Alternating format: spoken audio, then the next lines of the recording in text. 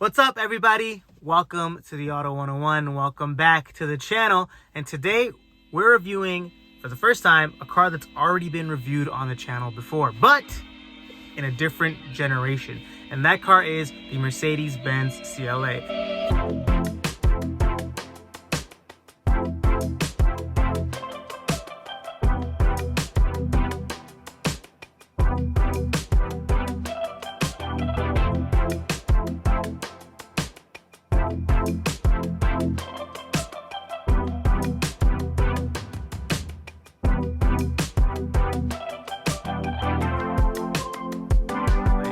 First generation CLA was reviewed on the channel, so if you want to check it out, I'll put a link in the description below. But today, this car that we're in today is a 2025 CLA, so a second generation CLA. But really, so little has changed in the CLA during this second generation that I feel like this review will apply to the entirety of the second generation CLA. And I say that for a reason. This car came out in 2019 as a 2020 model year, so it's been a few years now that it's out on the market.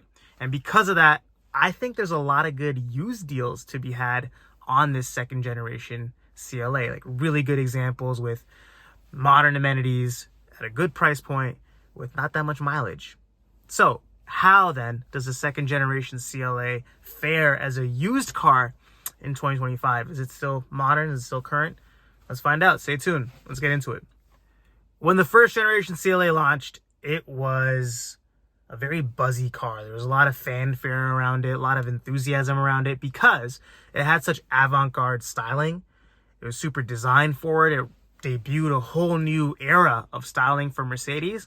But all of that was at a price point under $30,000 in the US, which really opened up the Mercedes brand significantly. So by the time the second generation CLA came out in 2019 as a 2020 model year, pricing had crept up. We're not talking about the late 30s, almost $40,000. So it was a significantly different proposition to that first generation CLA. And I think a more luxurious car. And we'll talk about that in the review.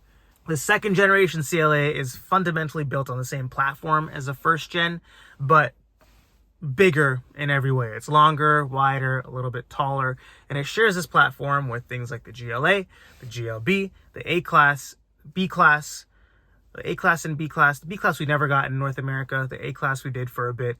It's gone. So now we have the CLA, the GLA, and the GLB. When this second generation came out, it was actually bigger in every dimension than the C-Class that was on sale at the time. And this car is actually still, I believe, wider and taller than the current generation C-Class. So I don't think of the CLA as a smaller car than the C-Class. I think of it as two different interpretations that Mercedes has for their compact sedan. The CLA being the front-wheel drive based architecture, the C-Class being the rear-wheel drive based architecture. Now, there's a lot of things that I like about the CLA, and the first thing that I think still looks really good in 2025 is the styling. Now, this car was introduced almost 6 years ago, but it still looks so fresh, so modern, so current. It's an evolution of the first generation CLA styling. So the same general body shape, but it's been refined in every way. It's smoother, less creases, less hard lines, completely new front and rear fascias, wearing that new Mercedes-Benz design language. And I think it looks really, really good. It looked really good when it came out in 2019. And surprisingly, in 2025, it still looks good and better in my eyes than a lot of newer Mercedes models that have come out since then. It really wears its design language very well. I like the front end. It looks aggressive, but it still looks refined. The rear end, I feel like, is a little bit more anonymous, I would say, but it still looks good. There were some subtle changes that were made for the 2024 model year. The lower part of the front fascia was made a bit more aggressive. The grille was given the star grille treatment. And likewise in the back, the taillight signature was changed, and the bottom of the bumper was changed to remove the exhaust and put like an exhaust looking thing, which everybody has their opinions on it, but those were the changes that were made in 2023. So the first thing that I think the CLA does really well as a used car is look modern, look fresh, and it doesn't really feel like you're driving a car that's 5 years old. Now, if we move on over into the interior, I think the same thing applies, really. This interior is just fantastic. It's one of my favorite luxury car interiors. Some people bemoan the quality, but honestly, I don't really see anything wrong with the quality in this CLA cabin. All the materials that you touch are of a fantastic quality. The steering wheel, the switch gear, the button quality, the vents are so premium feeling. It's a really nice feeling cabin, and it looks so good. It's like a jet fighter in here. It's really cool. And it has that minimalistic look going on still, but it doesn't look Spartan or basic, if you know what I mean. Like, it's minimalistic but not basic, and I think Mercedes-Benz has executed that perfectly. It looks futuristic even today, so forget about looking dated. It still looks futuristic. And the same cabin, generally from a design perspective, is also found in the GLA and the GLB. So if you're taking a look at those, you can largely expect there to be the same cabin on the interior. And whilst we're in the cabin, we could talk about feature set and amenities. The amenities in here for a used car are still plentiful for 2025. It has the dual screen setup with a very competent and robust digital dash with a lot of settings, a lot of views, a lot of different information that you could gauge from the digital dash, and then a great infotainment system with a high resolution screen that's easy to use, snappy, very well organized and very well designed, and no real sense of lag in the system. Now, this system in here is called MB. It's Mercedes-Benz's previous generation infotainment and digital dash package. It's been replaced by MB. But I actually think that MB doesn't really feel like a previous generation infotainment product. It still feels very current, very fresh. One caveat about the infotainment: there's certain models that come with two 7-inch screens as opposed to the two 10.25-inch screens. Definitely try and find one with the two 10.5-inch screens, because I think it's a way better experience than the two 7-inch screen models. So if you're someone who prefers a bigger space for your driving experience, the CLA is not the car to go with. There are also some quirks, as some would say, about the interior that I'm not a huge fan of. For example, there's a heated steering wheel function, which is great. It's amazing, especially in a country like Canada or the northeast of the US. But the button is on the steering column behind the steering wheel, so you can't really see if the wheel is on or not. Once you push the button, there is a little notification that pops up saying heated steering wheel on, and you could go later into the infotainment to find if it's on or off, but you can't really just quickly glance at a button to see if it's on or off, because the button is hidden. It would be great if that button was on the steering wheel or somewhere in the center console and had like a little light on it, so you could just easily know if your heated steering wheel is on or not, because sometimes you're wearing gloves, you don't really know. So I would say that's a little bit annoying.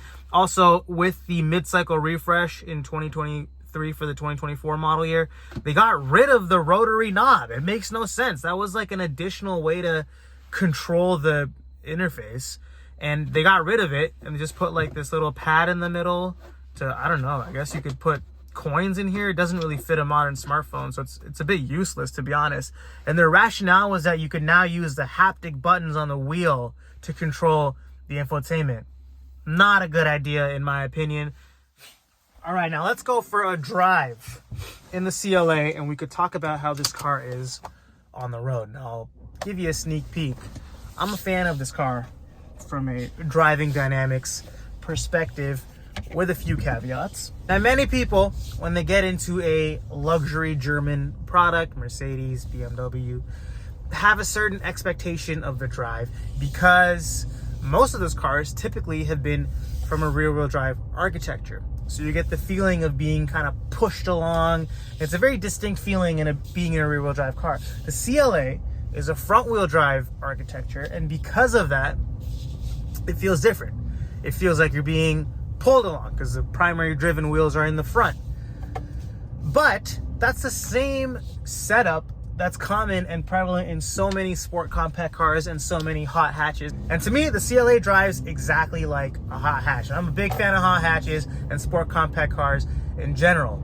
And that's why I'm a fan of this driving experience. It's very kind of zippy and snappy around town. But being a Mercedes, it still does feel pretty refined and smooth on longer distance highway journeys. So the CLA is great around town, it's great on the highway, but how is it on a back road? Well, to be honest, this is not really a sports car. It's not really set up as a sports car.